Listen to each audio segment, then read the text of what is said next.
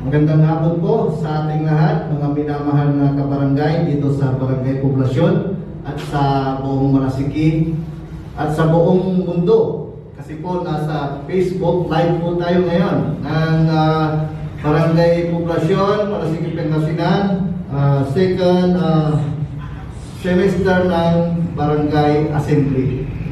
Ngayon po, mga minamahal na kabarangay, magbibigay po ako ng SUBA, State of Barangay Address. Ito po yung mga accomplishment namin ng Barangay Council ninyo dito sa poblasyon. Yung mga ginawa po namin pagmula po nang kami ay maupo hanggang ngayon po. Unang-una, mga minamahal na kabarangay, ang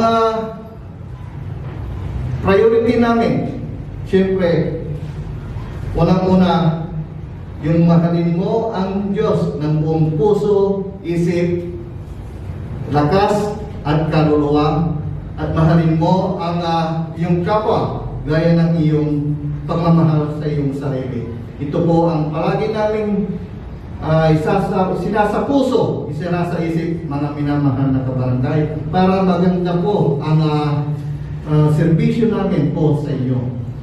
Siyempre, ang programa namin dito sa poblasyon, kasama ko ang mga masisipag na barangay kagawas, ay happy poblasyon. Gusto po namin na masaya po kayo sa aming serbisyo, mga minamahal na kabarangay.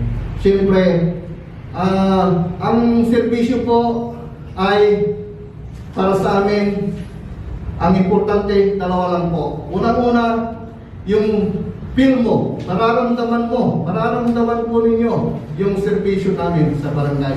At ang pangalawa, yung kita mo, makikita mo yung mga proyekto. Yan lang po ang gusto namin parating sa inyo, mga minamahal na kabarangay. Siyempre, ang unang-una namin ginawa doon ako'y naupo ng inyong punong barangay dito sa poblasyon. Kasama ko ang mga barangay kagawas na masisipag, barangay council. Siyempre, ang priority ang kalusugan.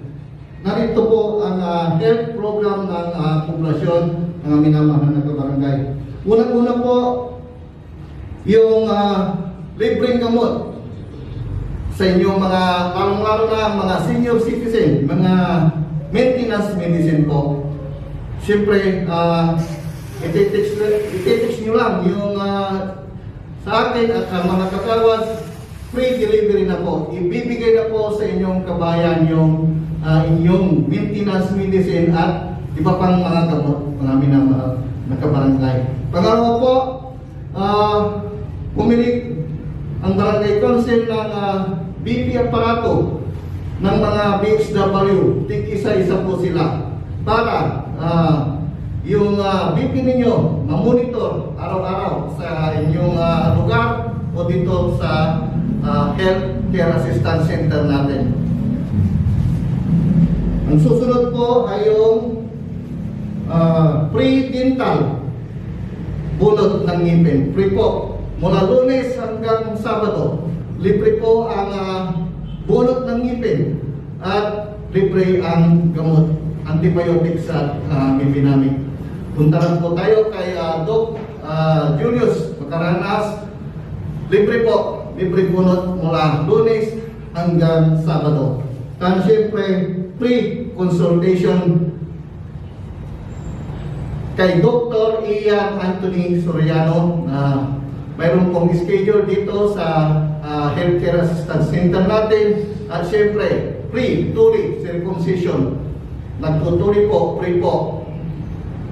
At free medicine. At syempre ang gusto namin yung maramdaman nyo ang serbisyo ng barangay. So, nagpasa ang barangay council ng mga ordinances na financial assistance para sa mga una, senior citizen. Pag may na-hospital na senior, 1,000. Tapos syempre, libre yung maintenance medicine at may 1,000 din pag burial assistance. Pangalawa, para sa mga PWD, person with disabilities. Pag na-hospital yung PWD, kakatanggap sa barangay ng 1,000. Pag nag-aaral yung PWD, mayroon din pong 1,000. At syempre pag namaalam, 1,000 din po. Sumunod ang mga solo parent. Ordinansa po din po ito. Namimigay din po tayo sa barangay para sa mga solo parent. Pag na-hospital yung solo parent, may matatanggap dito sa barangay ng 1,000. Pag may nag-aaral na anak yung solo parent, may educational assistance din na 1,000. Ang susunod po ay para sa mga pregnant women, mga buntis po. Pag nanganak, may 1,000. Halimbawa, hindi pa kabuanan, na hospital yung buntis, mayroon din pong 1,000, mga minamahal na barangay. Tulong, pinansyal. Taon-taon po ito, mga minamahal na kabarangay. At syempre, hindi namin iniwan yung mga PUV drivers, yung mga tricycle, jeepney, at mga bus drivers po. Basta ang hanap buhay ay pagdadrive, mayroon silang nakukuha rin sa barangay, tulong pinansyal na 1,000. Pag na-hospital, 1,000 pesos. Renewal of driver's license, 1,000. At burial assistance na 1,000 po. At siyempre, para walang maiwan na sektor dito sa poblasyon, may isa na naman barangay ordinance po para sa mga farmers po. Pag educational assistant, pag may anak na nag-aral sa mga magsasaka, binibigyan po ng 1,000. At 1,000 din po pag sa fertilizers assistance. Tapos siyempre, pag namaalam, may 1,000 din po, mga minamahal na kabarangay. Siyempre, kasama rin sa barangay ordinance po, yung mga senior at PWD, pag may negosyo dito sa barangay poblasyon, free business permit po. Lahat ng bayarin dito sa barangay, free po sila, libre, walang babayaran ang senior citizen at PWD. Ngayon, at siyempre yung mga daycare worker, mga daycare, mga bata sa daycare po. Dati-dati may babayaran silang monthly payment. Pero nung kami naupo, kasama ko ang mga barangay kagawas, libre na po ang monthly payment ng mga daycare pupils po. At nagpasa din kami ng tax ordinance para sa mga kukuha ng business permit. Pero lahat nagkukuha ng mga barangay clearance, certificate of indigency, certificate of residency, at iba pang mga certificates ay libre po, walang bayad ang sinisingil ng barangay. Wala pong sinisingil ang barangay, free po mga minamahal na kabarangay. Business permit lang po ang may bayad dito sa barangay poblasyon. Kahit po mag-file kayo ng kaso sa katarungan pang barangay, wala pong bayad, free. Tulong po sa inyo, mga minamahal na kabarangay. Punta naman po tayo sa kita mo, yung nakikita nyo na proyekto ng barangay. Pag-upo namin dito sa barangay, ang unang-unang namin ginawa ay yung barangay computer system po. Dati-dati, typewriter lang po ang ginagamit dito sa barangay. Pero ngayon, kumuha ang barangay ng computer, pati yung system ng halos lahat ng records dito sa barangay. Nandito na po. Hindi na po kayo mahihirapan kumuha ng mga datos dito sa barangay. Pangalawa po, yung repainting ng ating dating barangay hall po. Pinapinturan din po natin para mas maganda sa paningin po ninyo. So, nandyan din po ang mga pictures makikita nyo. Siyempre, dito sa barangay poblasyon, ang daycare natin, mahigit 200 yung bata. So ang ginawa natin, nagpagawa tayo ng daycare extension, pangalawang daycare po. Susunod po, yung mga street lights, lahat ng mga interior, papasok, nilagyan po natin ng mga street lights. Yung mga kagawad sa mga distrito nila, hindi nila pinapabayaan. At syempre, mayroon na po tayong kabit na 90 solar street lights po para makatipid po ang barangay at munisipyo. Nandiyan din po ang CCTV, projector, laptop, TV, monoblock chairs, mga upuan, mesa. At siyempre, ang ating service vehicle po. Mayroon na po tayong 4 na service na dito sa barangay. Nandiyan po ang L300 multipurpose vehicle, yung barangay patrol natin, at yung patient transport vehicle, PTV, para sa mga pang-emergency. Halimbawa po may takbo sa hospital, hindi natin makontak yung ambulansya, mayroon po tayong PTV, patient transport vehicle, mayroon din po siyang oxygen. At syempre yung garong, pang-emergency response, nilagyan po natin ng fire extinguisher. Halimbawa po, pero sana hindi po natin magamit. Siyempre, mayroon din pong parte na pinasimento natin doon sa Sitio Tubag, Season Street, more or less 150 meters po. At medical equipment, yung mga BP aparato, FBS aparato, nandyan po yung gamit pang tuloy, siyempre, at iba pa, mga minamahal na kabarangay. Siyempre, at ang anti-dengue campaign natin, kumuha tayo ng bumili ang barangay ng fogging machine. Yan lang po ang mga minamahal na kabarangay, ang ating, ang inyong nakikita na proyekto ng barangay. Alam niyo po, marami pa po ang kailangan magawa dito sa ating barangay. Kaya sana po magtulungan po tayo, mga barangay council. Narito po ang iyong mga proposed infrastructure projects po natin na sana magawa natin sa susunod na taon pa. Siyempre ang gusto natin, lahat po ng kali dapat may CCTV, solar street lights. Kailangan din po natin para makatipid ang barangay at ang munisipyo. Nandiyan din sa may GP Lawrence Street, kailangan po natin pasimento at drainage. Nandiyan din po ang Hobis Street, kailangan din ang drainage doon. Siyempre sa may General Luna, drainage din ang problema. Sa may Bonifacio, concreting and drainage din po. Siyempre sa Mingie Street, concreting din po at drainage doon. DBQ, drainage din. Marami pa ang dapat gawin natin dito sa poblasyon. Kaya pinagdadasal po namin na lahat po ito ay matapos natin po. Gusto ko lang pong ipaano sa inyo, mga minamahal na kabarangay, na mayroon din po tayong award dito sa barangay poblasyon. Inawardan po tayo sa buong Pilipinas ang barangay na kauna-unahan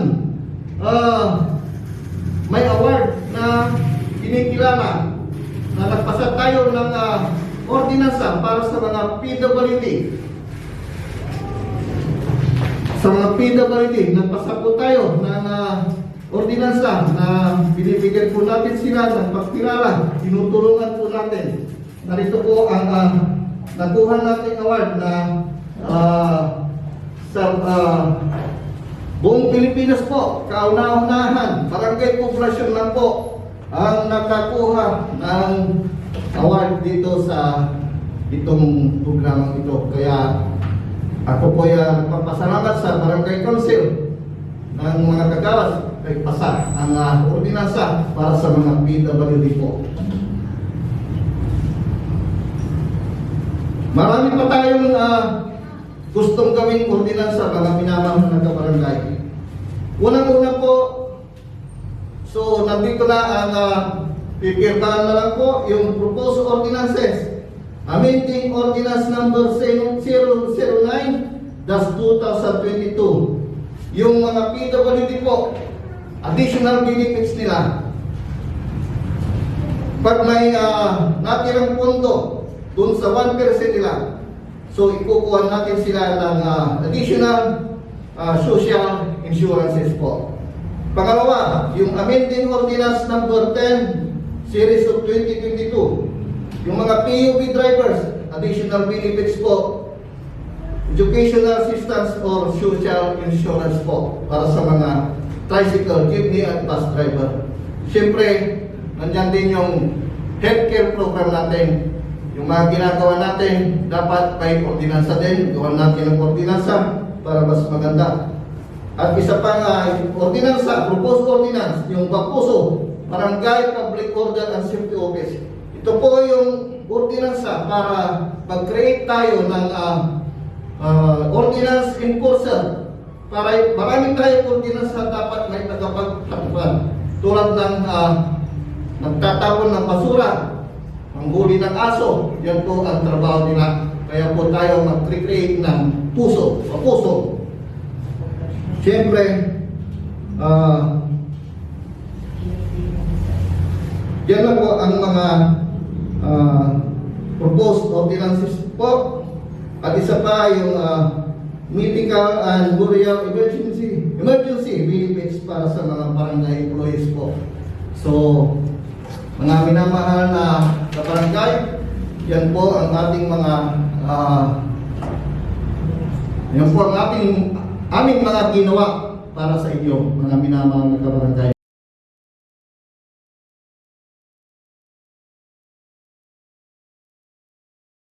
Magandang hapon sa ating lahat. Magandang hapon sa kabarangay natin sa manonood ngayon sa ating Facebook Live. Barangay Poblasyon, Malasigi, Pangasinan. Ako nga pala si Mang Kagawad Mario Martulaso na kung saan ako nakatasan ng OED budget. Hawak ko din ang District 1 at iba ang mga Aguinaldo Street, Cosminia Street, Montemary Street. Tayo po ay isa sa mga gumagawa ng Barangay Ordinance Number 4 na nagbibigay ng monthly financial assistance sa mga senior citizens, PW, solo parent, pregnant woman. Hindi po rin natin nakakalimutan na magbigay sa ating distrito at bigyan ng iwanan ng ating matuloy na kausada. Sa ating mga minamahal na pagkinanan, nagpapabay kami din po tayo at nagpapabagi din po tayo upang maiwasan ang pagkalat ng sakit na dingding. Tayo po ay tumutulong sa panahon ng pandemya at hindi po natin nakalimutan na magbigay ng mga relief assistance sa ating munting kabarangay.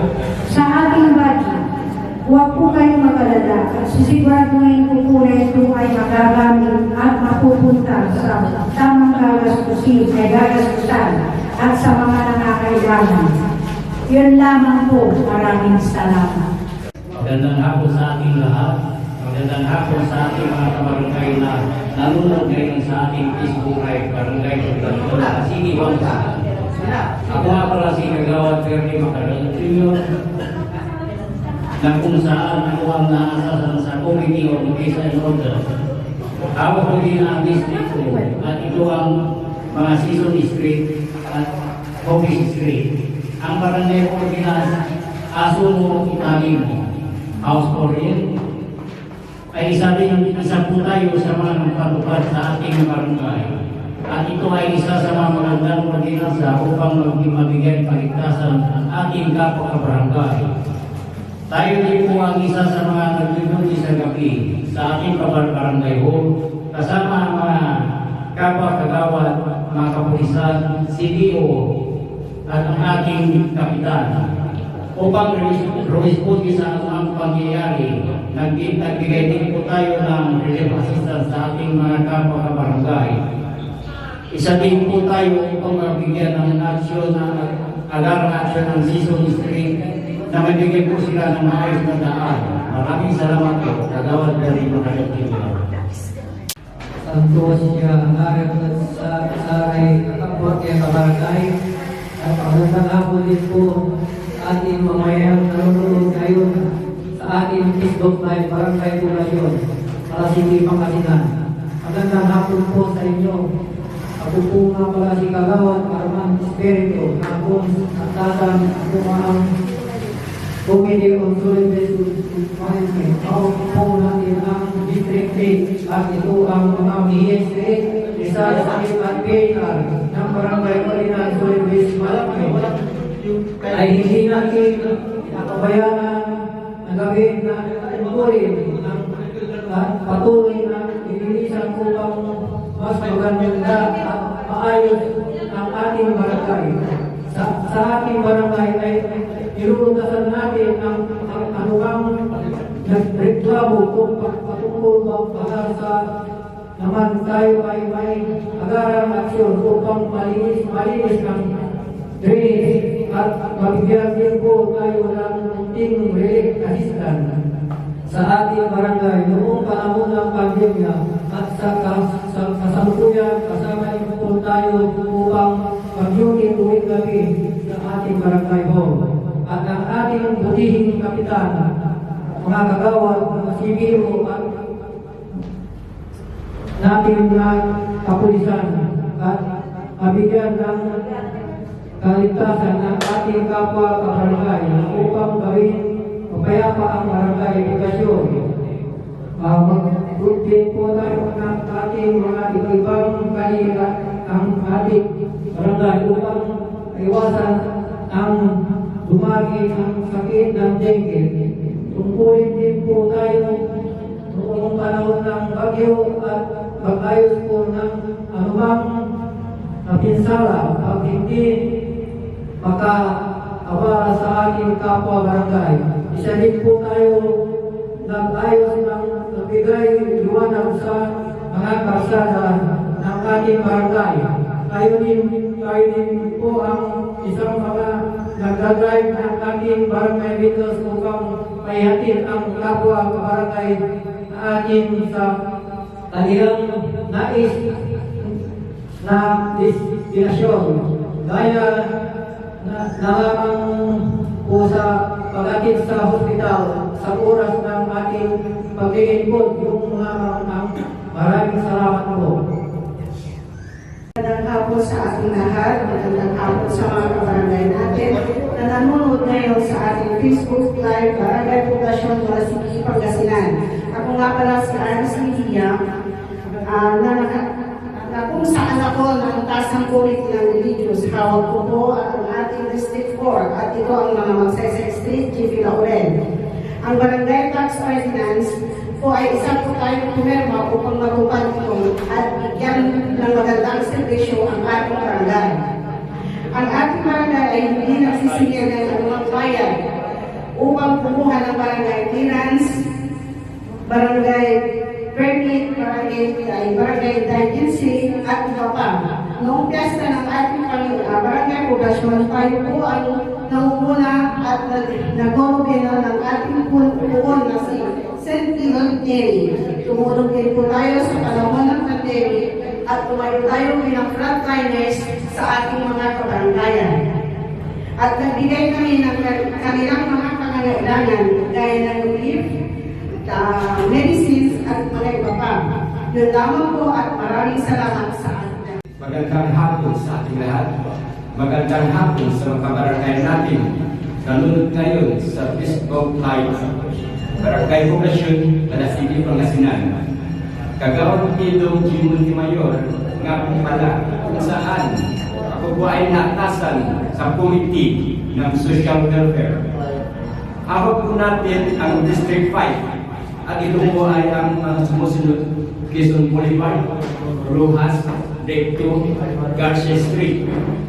At ang barangay ordinansa ng PUB drivers ay kasama po tayo na nagpatupad ng ordinansa ito. Ito ang aking saan kapag nagpa-renewal license ang ating minamahal na drivers.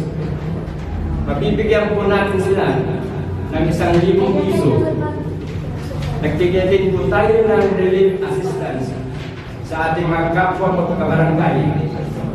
Tayo din po ay tumulong upang mag-assist at mapabilis ang mga trabaho ng ating national ID registration sa ating barangay, poblasyon. Yun lamang po, maraming salamat. Salamat ang kapal sa ating lahat. Magandang hapon din sa ating mga kapwa sa barangay. Magandang hapon sa mga ginagawa ating mamamayan na nanonood sa ating Facebook Live. Barangay Poblasyon. Ako nga pala si Kagawad Sergio Tirado. O tawagin na lang po tawagan na lang po ako Kagawad ako. Sa aking nagkakaroon Committee on Infrastructure and Senior Citizen.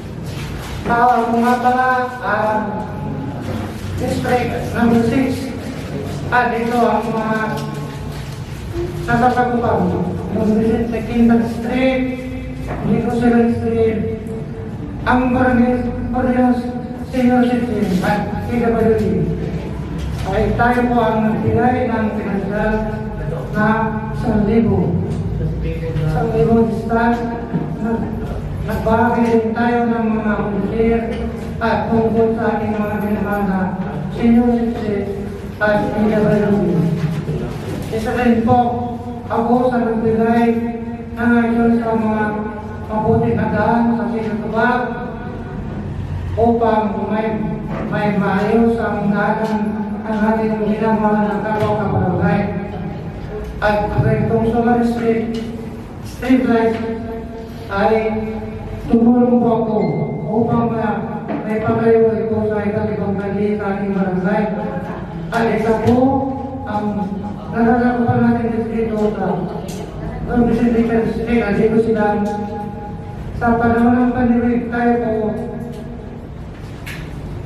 po ay hindi nakailangan na tumulong at nagbigay ng relief assistance. Tumulong din po tayo sa pagpapagin upang mabuksa ang dinhi at iwasan ang pagkalat nito.